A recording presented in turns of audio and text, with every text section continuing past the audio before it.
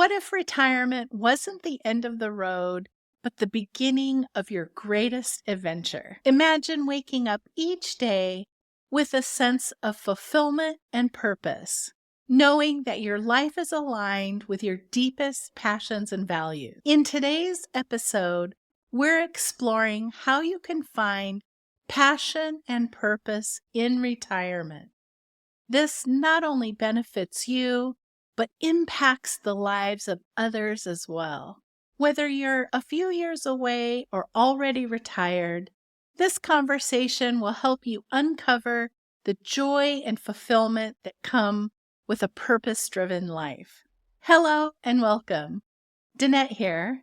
Thank you for joining me on the Ready to Retire podcast, where we share the tools, strategies, and mindsets to help you design the life you've always dreamed of. Please consider subscribing to the channel and check out the description where we will put links to resources that we talk about in the episode.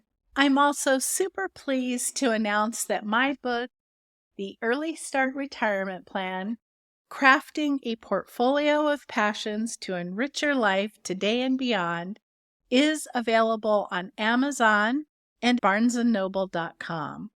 I am so excited to have done this book last year. It is all about crafting a portfolio of activities to bring into your life. In today's episode, we're diving into one of the most exciting aspects of retirement, and that is finding purpose. Retirement isn't just about leaving work behind. It's about crafting a life that reflects who you truly are. Together, we'll explore why purpose and passion matter, how it helps to contribute to health, happiness, and longevity. We'll share 6 practical tips to help you build a purpose-driven life starting today. One exciting example is my friend Melinda. Melinda is a retired school teacher. Recently, Melinda retired and decided to start a foundation. What she wanted to do was start a giving back program in a classroom. She helped a first grade class of kids create a book and publish it, and then the idea would be to sell the book back to the parents to raise money for the classroom. She volunteered in one classroom as a pilot program, and the second year it expanded into more classrooms. Each of the kids made their own book, and then at the end they set up an event and invited all the parents and friends to come around. Melinda, she said she was really surprised at how parents were buying other children's books. Like, they weren't just buying their own kids' books. The children themselves were so proud of themselves for having published a book. I interviewed Melinda to talk about this in the first chapter of the Early Start Retirement Plan. I asked her, did anything surprising happen? And she told me the story of a little girl, and the day after the book signing event, she came to school and she was all dressed up. The teacher at first was like, oh my gosh, does she think the event is tonight? The teacher went over to her and said, I see that you're all dressed up today. And her response is so precious. Her response was, well, now that I'm a world famous author, I have to dress the part. It just warmed my heart, the confidence that young girl has, having published a book, is going to stay with her the rest of her life. All the kids in the class that have done this project, it's going to stay with them. The foundation is SME Foundation. We will put a link to it below if you want to check out their website and learn more about what they're doing. It's really brilliant. She decided to give back in her retirement and stay connected with what her career was. This is a beautiful example of what we can do in retirement and how we can still have an impact. I wanted to share with you 6 tips for bringing passion and purpose into your retirement regardless of where you are on the retirement journey, let's start now and think about what it is that brings us passion and what do we want to do with our time. Tip number 1 is to understand the need for purpose in retirement. We are so afraid of retiring because we think of it as an ending. We have our identities, especially in the US, very much integrated with what we do. But by having purpose, by having passion, by having something that you can't wait to do, that is going to help you immensely when it comes time to actually retire. Retirement can feel like a disorienting leap into the unknown. After you've spent a career with structure, often your social network, and some people say they think of it as an extended vacation. Unfortunately, what ends up happening is if you don't have anything to do, you can become bored. Sometimes people become depressed. They've lost their purpose and their social network, and they kind of do adrift because they don't have something that they're passionate about doing. Research shows that having purpose in retirement can improve your mental health, your longevity, and reduces the risk of chronic diseases. Start by asking yourself questions. Who am I without my business card? What do I want to do when I don't have to do anything at all? I am a huge fan of journaling, writing on whiteboards, taking big blank pieces of paper, and doing a mind map. Start in the center of a big blank piece of paper and write down, what do I want to do?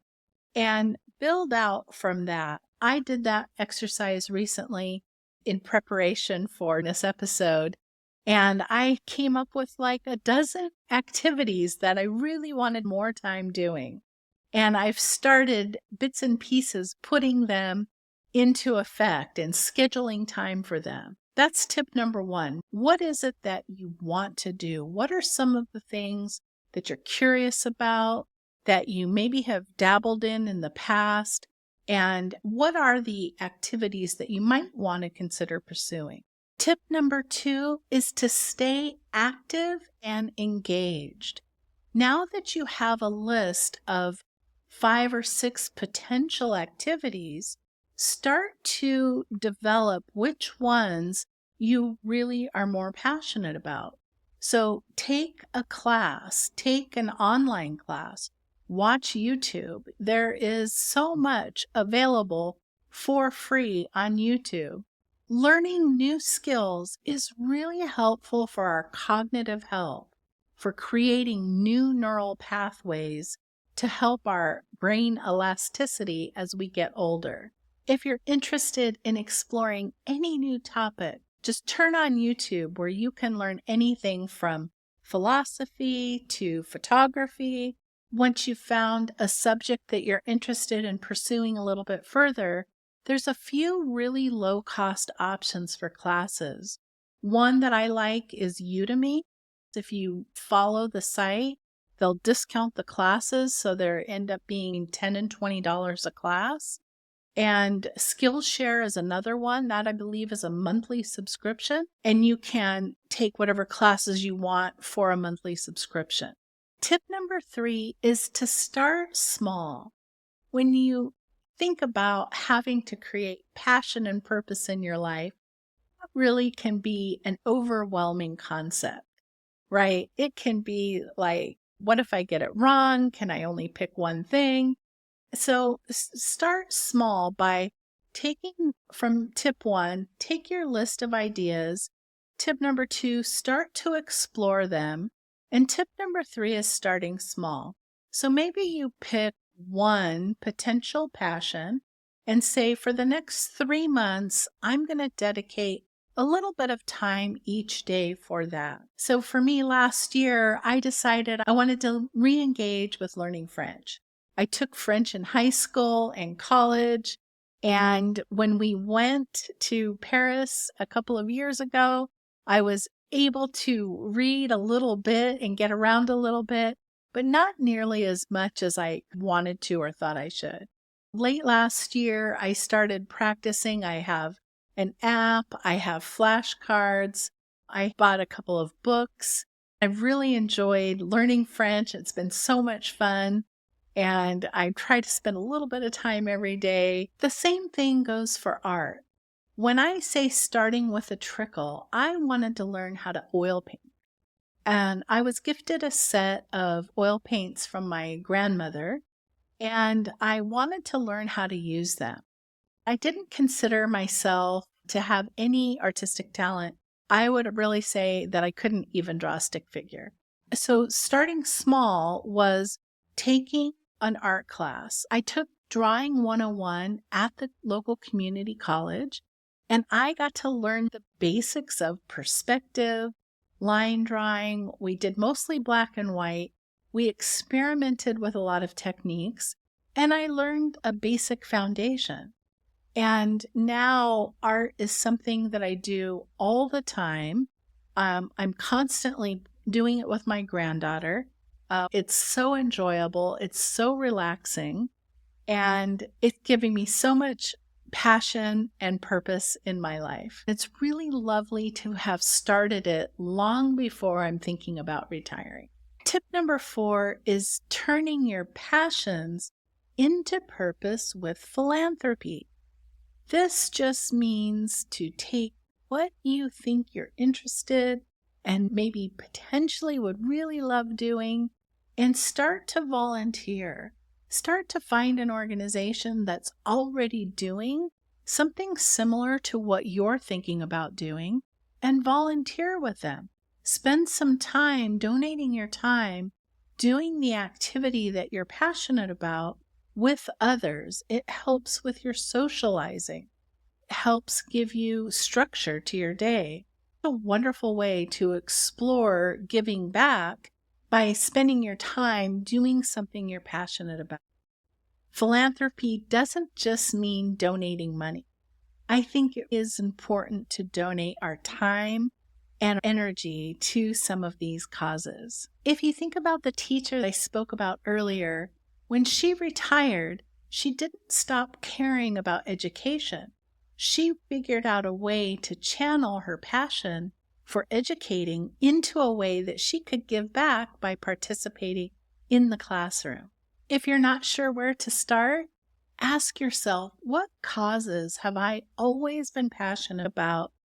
What is it that lights me up and gets me excited? Once you figure out a passion you want to pursue, look for different ways to get involved, whether it's spending time, donating money, or setting up a donor-advised fund that can help. Retirement is an exciting new chapter, but it also comes with challenges. The good news is you're not alone, and there are ways to navigate the transition smoothly. Here are 3 common struggles and how to overcome them. Number 1 is loss of identity. After years of being defined by your career, it's easy to feel unsure about who you are without it. To move forward, focus on what excites you now. Try journaling about what you love doing, exploring new interests, or finding ways to share your experience by either teaching or mentoring. The second obstacle is lack of structure. Without a set schedule, days can feel aimless. Overcome this by creating a simple set routine. Try to exercise at the same time every day. Plan your meals around certain times. Set regular times for social activities and personal projects. Having a plan, even a loose one, helps bring motivation and purpose to each day. The third and most important obstacle that people face in retirement is feeling isolated. Our work naturally provides us with social connections, and retirement can sometimes feel lonely. The biggest challenge people face in retirement is really, who are they going to spend their time with? People that isolate themselves just don't do as well as people who are active and outgoing and engaged. You can do this by joining local groups, volunteering, or setting up regular meetings with friends. A friend of mine started doing a weekly Zoom with his family during COVID, and they have continued doing it ever since. They enjoy the interaction, they enjoy checking in with each other, and it's a great way to stay socially connected and not feel isolated in retirement. Remember that retirement isn't about what you're leaving behind. It's about creating a life that excites you moving forward. Tip number 6 is bring passion and purpose into your life today while you're still working before you retire. It doesn't have to be overwhelming. We can start small, and we can start now by doing a few things to help increase the amount of time we spend doing our passions. One of the things I had always wanted to do is write a book on financial planning. Every time I sat down to write a book and started to talk about IRAs, it would get boring. And I thought, if I was bored writing it, you, the reader, would be bored reading it. Once I sat down and decided to focus on passions and helping people bring their passions into their life, it was much easier to write chapter after chapter because I enjoyed so much what I was writing. So here are some ways that you can bring your passions into your life today. The first one is to dedicate 2 lunch hours a month towards exploring a hobby, passion, or interest. In today's busy, fast-paced life, taking out lunches per month is a small amount of time to dedicate towards exploring your passion.